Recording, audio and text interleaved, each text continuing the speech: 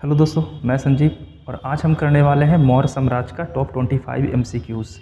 ये एमसीक्यूज पहले भी कहीं ना कहीं एग्ज़ाम में पूछे जा चुके हैं, तो देखते हैं आप इसमें कितना सही कर पाते हैं। अपना आंसर कमेंट में ज़रूर करना कि आप कितना स्कोर कर पाए हो। पहला क्वेश्चन आपके सामने है, चंद्रगुप्त मौर्य के शासन विस्तार में किसने मुख्य रूप से मदद किया था।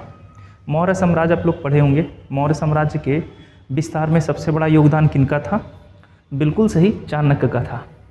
चाणक्य को कौटिल्य के नाम से जाना जाता था या इन्हें विष्णुगुप्त के नाम से जाना जाता था। और चाणक्य ने एक पुस्तक लिखी थी जिसका नाम था अर्थशास्त्र। अर्थशास्त्र की पुस्तक चाणक्य के द्वारा लिखी गया है ना। महापद्म नंद का पुत्र धनानंद चाणक्य को अपनी भरी सभा में अपमानित करके अपने साम्राज्य से बाहर कर देता है और चाणक्य यहाँ कसम खाते हैं कि जब तक मैं तुम्हारे साम्राज्य का नाश ना कर दूँ अपनी चुटिया खुली रखूँगा, है ना। तो इसका आंसर हो जाएगा सी। नेक्स्ट, सांची किस कला का व मूर्ति कला का निरूपण करता है? सांची के बारे में जानते होंगे, मध्य प्रदेश के क्षेत्र में स्थित है। ये कौन से कला से संबंधित है? जैन, बौद्ध, मुस्लिम या ईसाई? तो इसका आंसर हो जाएगा बौद्ध कला। नेक्स्ट चलते हैं, अगला क्वेश्चन। प्राचीन भारत का वह प्रसिद्ध शासक जिसने अपने जीवन के अंतिम दिनों में जैन धर्म को अपनाया था। जीवन के अंतिम दिन के बारे में बात कर रहा है, तो कौन थे? मौर्य, अशोक, समुद्रगुप्त या बिंदुसार? इसका आंसर क्या होगा? इसका आंसर होगा चंद्रगुप्त मौर्य। चंद्रगुप्त मौर्य अपने अंतिम दिनों में कर्नाटक चले जाते हैं। कर्नाटक के श्रवणबेलगोला में सल्लेखना विधि के जरिए अपने प्राणों को त्याग देते हैं। और दक्षिण भारत में जो हमारे थे वो थे भद्रबाहु, और उत्तर भारत में थे स्थूलभद्र। भद्रबाहु हमारे नग्न अवस्था में रहते थे यानी दिगंबर परंपरा को मानते थे, जबकि स्थूलभद्र श्वेत परंपरा को मानते थे। जैन धर्म दो भागों में बट गया था, श्वेतांबर और दिगंबर। जैन धर्म की पहली जैन संगति कहाँ हुई है और दूसरी जैन संगति कहाँ हुई है? इसका आंसर आप कमेंट में करना। नेक्स्ट, मौर्य साम्राज्य में प्रचलित मुद्रा का नाम क्या था? यानी मौर्य साम्राज्य में जो सिक्के चलते थे उसका नाम क्या है? ऑप्शन में है पन, तोल, कांकणी या दिनार। तो कांकणी कहा जाता था तांबे के सिक्के को, अच्छे से याद रखिएगा। दिनार कहा जाता था सोने के सिक्के को, जबकि सारे सिक्के को कहा जाता था इस समय पन। कारसापन के बारे में भी सुने होंगे, कारसापन भी सोने के ही एक सिक्के होते थे। सोने के सिक्के को दिनार कहा जाता था, कारसापन कहा जाता था। नेक्स्ट, निम्नलिखित में से अशोक का उत्तराधिकारी कौन था? तो अशोक का उत्तराधिकारी यानी अशोक के बाद मौर्य साम्राज्य की गद्दी पर कौन बैठा था? और ऑप्शन में यहाँ पे दशरथ नहीं है, है ना। अशोक के बाद कुणाल बैठते हैं गद्दी पर, जो अशोक के पुत्र हैं।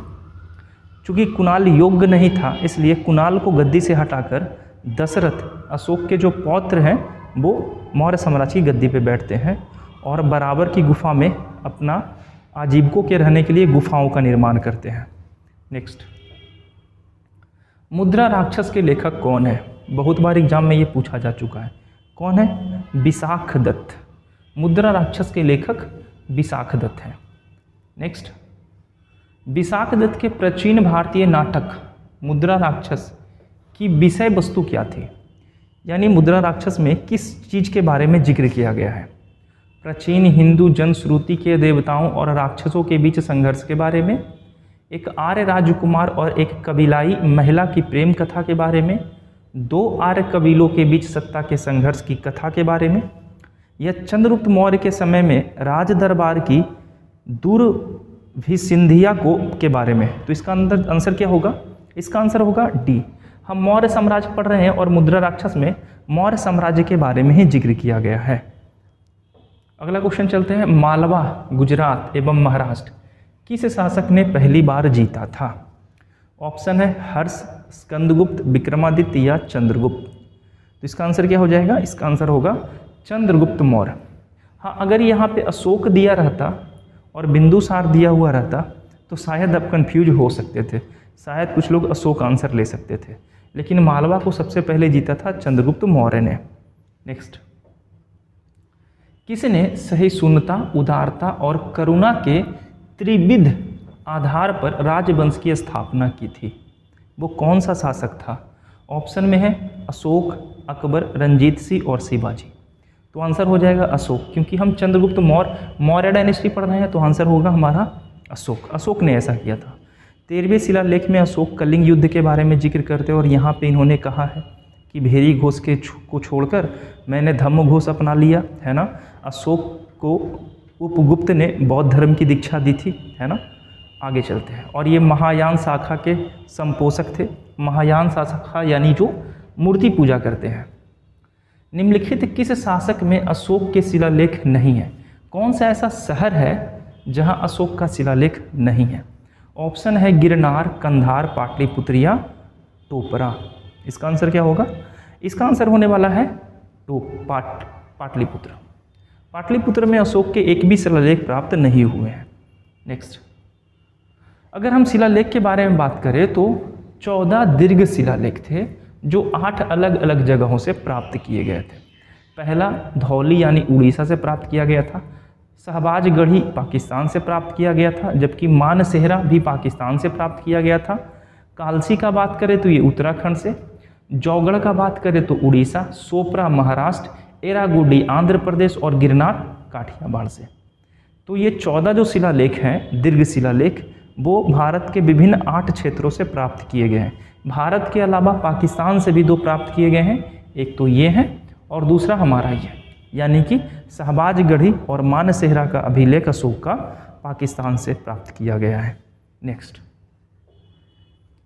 अर्थशास्त्र के समकालीन थे। अर्थशास्त्र जो लेखक थे वो किसके समकालीन थे? आंसर देख लेना अच्छे से। ऑप्शन अशोक, चंद्रगुप्त, चंद्रगुप्त द्वितीय या समुद्रगुप्त। अर्थशास्त्र के लेखक कौन है? चाणक्य, कौटिल्य या विष्णुगुप्त। और ये किसके समकालीन थे? तो चंद्रगुप्त के समकालीन थे।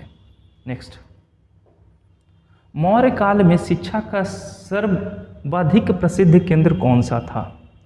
मौर्य साम्राज्य कब चल रहा है? तो मौर्य साम्राज्य 4ठी शताब्दी में चल रहा है, ईस्वी पूर्व, है ना। और अगर हम बात करें नालंदा का, तो नालंदा कब बना था? नालंदा बना था 5वीं शताब्दी एडी में, ईस्वी में, और ये ईस्वी पूर्व बना था, तो ये तो हो नहीं सकता। वैशाली में भी 7वीं शताब्दी में बनते हैं विश्वविद्यालय। इसका आंसर हो जाएगा तक्षशिला। तक्षशिला सबसे बड़ा शिक्षा का केंद्र उस समय था। नेक्स्ट, वह स्रोत जिसमें पाटलिपुत्रा के प्रशासन का वर्णन का उल्लेख किया गया, इसमें से कौन सा ऐसा पुस्तक है जिसमें पाटलिपुत्रा के बारे में जिक्र किया जाता है? तो पाटलिपुत्रा का जिक्र करेंगे मेगास्थनीज। और मेगास्थनीज ने कौन सी पुस्तक लिखी थी? तो उनके द्वारा लिखा गया पुस्तक है इंडिका। मेगास्थनीज सेलुकस निकेटर के राजदूत थे, जिस सेलुकस निकेटर ने मेगास्थनीज को चंद्रगुप्त मौर्य के दरबार में भेजा था। 7 साल तक वहाँ रहे थे वो, और इंडिका नामक पुस्तक लिखे थे जिसमें उन्होंने मौर्य साम्राज्य के प्रशासन और राजनीतिक व्यवस्था के बारे में जिक्र किया है। नेक्स्ट, अशोक के शिलालेख में प्रयुक्त भाषा कौन सी थी? संस्कृत, प्राकृत, पाली या हिंदी? कौन सी भाषा प्रयोग की गई है अशोक के शिलालेख में? तो अशोक के शिलालेख में मुख्य रूप से ब्राह्मी भाषा और प्राकृत भाषा का इस्तेमाल किया गया है। ब्राह्मी भाषा का शिलालेख 1837 ईस्वी में जेम्स प्रिसेप के द्वारा पढ़ा गया था। ये भी क्वेश्चन पूछा जाता है। नेक्स्ट, निम्नलिखित में से किस मौर्य राजा ने दक्कन की विजय प्राप्त की थी? दक्कन के क्षेत्र में कौन विजय किया था? इसका आंसर आपको देना है। ऑप्शन है अशोक, चंद्रगुप्त, बिंदुसार या हमारे हैं कुणाल। कौन इसमें है? आंसर क्या होगा? तो दक्कन के क्षेत्र में विजय प्राप्त करने वाले जो शासक हैं वो होंगे हमारे चंद्रगुप्त मौर्य। नेक्स्ट, मेगास्थनीज ने भारतीय समाज के कितने श्रेणियों में विभाजित किया था? तो मेगास्थनीज जो पुस्तक लिखे थे इंडिका, उसी में उन्होंने बताया है कि भारतीय समाज 7 वर्गों में बटा हुआ था। और अच्छी बात तो ये है कि ये 7 वर्ष तक रहे भी थे मौर्य साम्राज्य के शासनकाल में।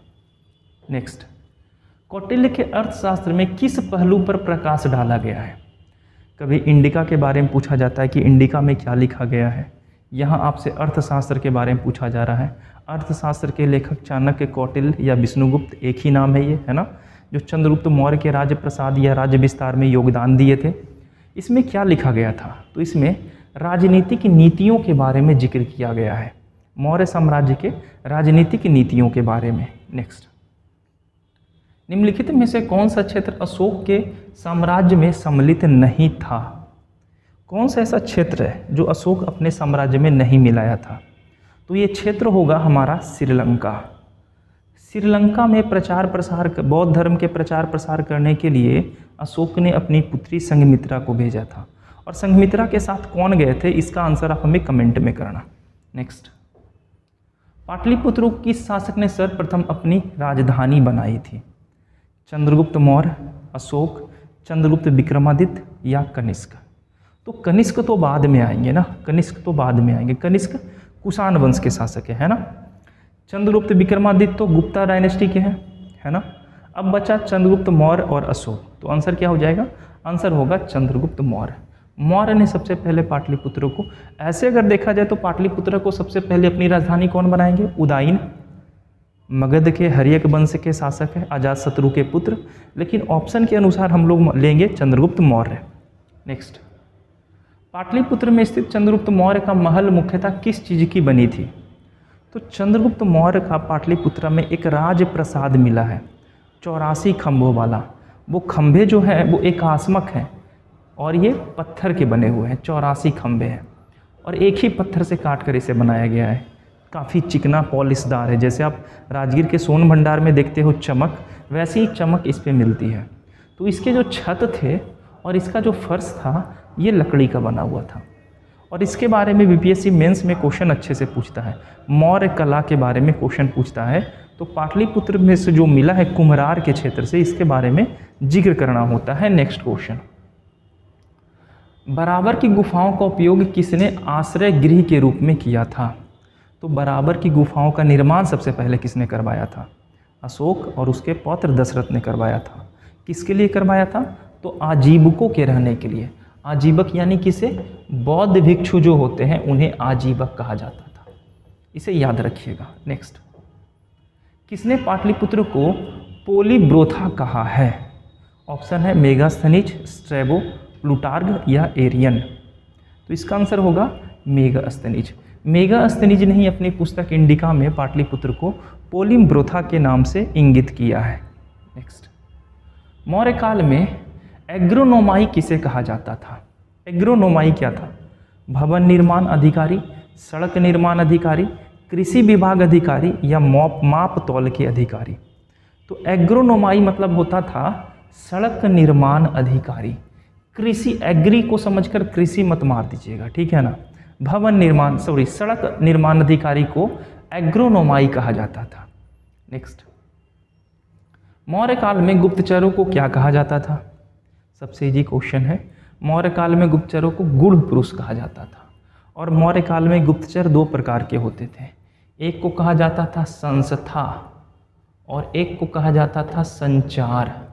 संस्था वैसे गुप्तचर होते थे जो एक जगह रहकर ही गुप्तचरी का काम करते थे, और संचार घूम घूम कर अलग जगह गुप्तचरी करते थे। तो मौर्य साम्राज्य में गुप्तचरों को गूढ़ पुरुष कहा जाता था। नेक्स्ट, तो यही तक खत्म हो गया हमारा, ठीक है। 24 क्वेश्चन ही है, मैं तो 25 क्वेश्चन ही बनाया था, बट 24 क्वेश्चन ही शो कर रहा है, कोई बात नहीं। आई होप कि आप 24 में से अच्छा आंसर कर पाए होंगे। 24 में से कम 22, 23 तो आपको हो ही गया होगा। अगर मौर्य साम्राज्य नहीं पढ़े हो तो मैं उसका लिंक डिस्क्रिप्शन में दे दूंगा, अच्छे से देख लेना। मिलते हैं नेक्स्ट वीडियो में मौर्य साम्राज्य का दूसरा पार्ट लेकर। तब तक पढ़ाई जारी रखो, लाइक सब्सक्राइब जरूर कर दीजिएगा। धन्यवाद।